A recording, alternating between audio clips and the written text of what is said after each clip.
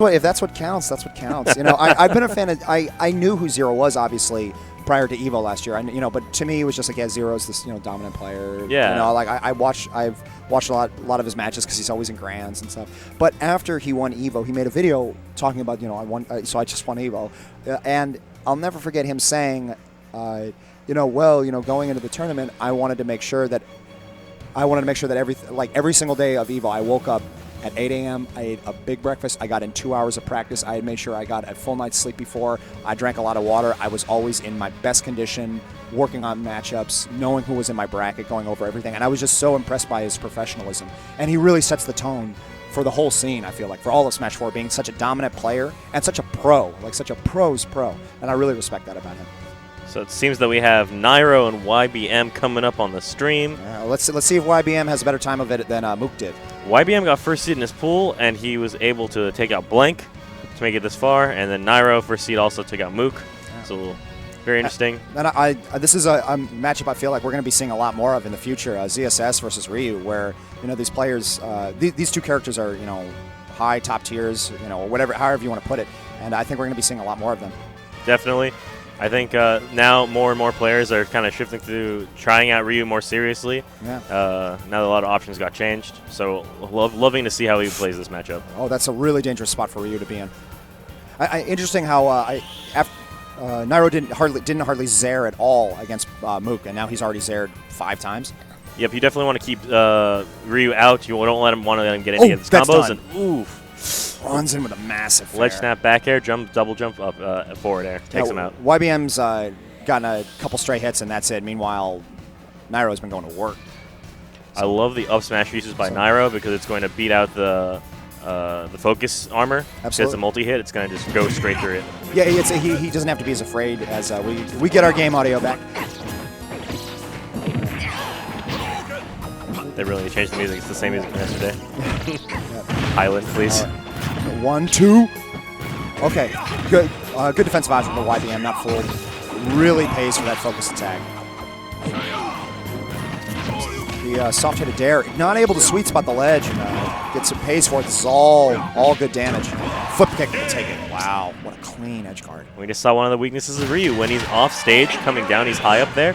He doesn't have very many options to protect himself. He's got the focus and he can do an FADC, but if they have multi-hits, they're just not going to work. Yeah, I would have liked to have seen him. Like, you can use the FADC in midair to gain a little horizontal distance, and we didn't really see him do that. And so I wonder. But again, Nairo's edge guards are so clever, so reactive. Never a flowchart. He never just like, oh, I'm going to do my thing that I do to try to edge guard. Which I feel like when some players first start, that they get locked into what is optimal, but not a player like Nairo, always watching, reading, reacting. So we'll go to Duck Hunt. Interesting. I don't know. ZSS really good on the stage.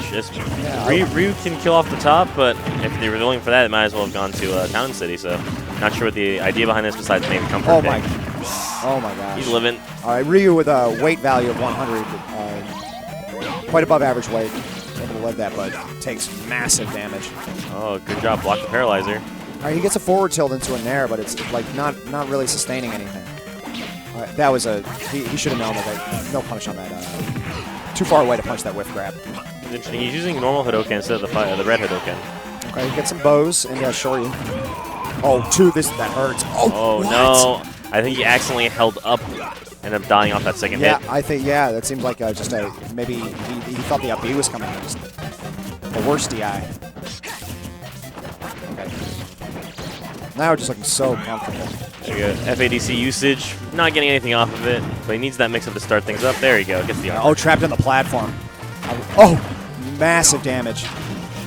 Yo, Nairo just said, let's go. I'm going for it. There it is. Yo, that legendary Dragon Punch. Frame 1 invincibility. Right after that, Nair got perfect shielded too. Just went for it. That's the stock there. Wow, that JV2 though. That was so fast. What a fast. I think that set was game 1 was about a minute 25 seconds. Game 2 was a minute 20 seconds. Yeah. That was fast. Very quick. Players like Nairo do that. Yeah, exactly. He's so aggressive. He goes in. He wants to be on top of you at all times. Doesn't want to let you breathe. And we saw the results. Yeah, with it seeming like 2-stock being a more popular format as opposed to 3-stock was still being played a lot last year. It seems like 2-stock is being more and more popular.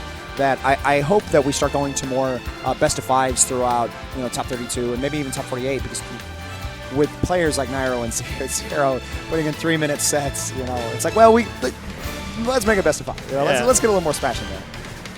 But good stuff to Y.b.M. He gave it a really good shot. I really enjoyed that Shoryuken he did. Yeah, really cool, really clever. Hopefully he has a really good loses run. We see him again on the stage. And when you can't just say, oh, I'm defeated, I'm salty. You've got to think, okay, what was I doing well? Well, that Shoryu was really clean. That power show me Shoryu. So. All right. So bracket keeps rolling on. I'm really excited. There's so much good Smash going here. And if you guys are liking everything you're saying, please click the follow button down at the bottom, the one with the little heart next to it. It doesn't cost you guys anything, but it does so much to help out Turning Locator and just the stream and the scene in general. So it's great. And if you do want to go out and give a little bit of money out there, feel free to hit the subscribe button.